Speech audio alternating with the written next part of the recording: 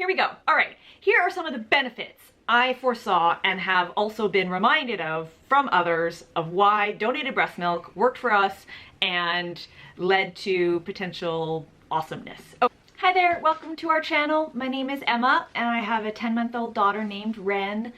After traveling to over 60 countries and living in a whole bunch of places, I finally found home, and in the middle of the pandemic I decided to have a baby by myself. So I had Ren 10 months ago, and this is the story of home and our life and raising a baby on my own, and also how we came to be where we are right now. So thanks for joining, and I hope some of this is helpful. Okay, the first is that she is exposed to other antibodies. So I give her antibodies, breast milk has tons of antibodies in them, and she would receive this from other moms. If they were a little bit sick, there was all this concern around COVID, so COVID recovery or COVID vaccines. I didn't get vaccinated until she was like 6 weeks, so I had a dose. I think I had both doses by the time we started doing this. Had I not, she could have gotten some antibodies from the breast milk of moms who had been vaccinated. Maybe they have had other illnesses, or maybe they were sick while they were doing it. So tons of antibodies could be passed down in the milk, thus strengthening her immune system. Now, knock on wood, but she's 10 months old, she's never been sick, she's had maybe a runny nose, she's been to daycare, she's been exposed to sick kids, and we've traveled on a plane, and we still haven't been sick. So that is maybe a number of reasons, but I believe that part of that is because she has had this strengthening of antibodies and immunity from all of these moms' milk. So I keep looking down because she's there and she's cute, and I can't keep my eyes off of her because she's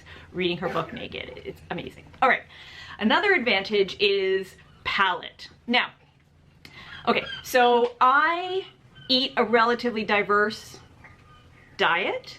That said, I eat no wheat, no cow's milk except for butter, and very little sugar. I don't drink coffee, and I don't have very much alcohol, right? So it's diverse enough and quite healthy, but it's also kind of same because I'm a white waspy woman and I do live in California, so there's a little bit of Mexican food in there, but like generally it's kind of all the same, even though it is healthy and somewhat diverse. The moms I received breast milk from all have a huge plethora of foods and different diets, and there was a lovely Asian woman that we got a couple of donations from, and a number of Mexican women we got donations from, and a couple of European white Caucasian women we got some donations from. Different ages, right? So different generations. And while, you know, I'm pretty sure, as they disclosed, there wasn't a huge amount of caffeine or a huge amount of alcohol. Even if there was, it means that she's exposed to these different things and also different flavors. I mean, I don't drink the breast milk, and I don't think enough people have to know that like it tastes different, but it definitely must taste different because it comes from the blood and it comes from, you know, your body that you put into with different foods. So it must taste differently. And so she, at 10 months, now eats everything. She has pretty much never said no to a single food, and because I'm a tracker, she's eaten over 100 foods by her 10-month birthday, which is today, by the way. And so she will eat anything and everything. And again, this could be for a number of different reasons. I started quite young with solids because she was quite ready for it, because she is hungry. And also we did all this solid starts, and, you know, I gave her a variety because I was curious, you know, about her palate. So it could be for other reasons, but I also believe that a big part of it has to do with the fact that even early doors, she had like lots of different flavors from this breast milk. So there you go. So there's antibodies and palates.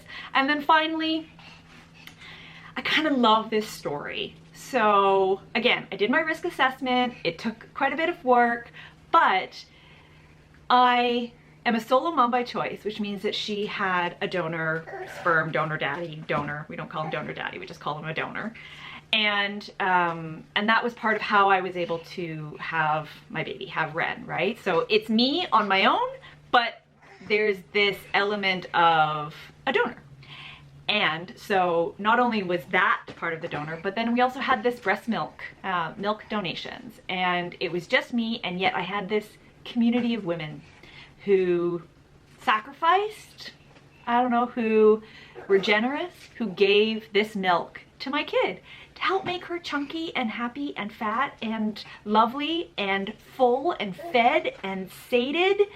And they are part of her story now, and I am so grateful to them, and I'm so grateful to share it with you, so that if this is something you're thinking about, you might consider it.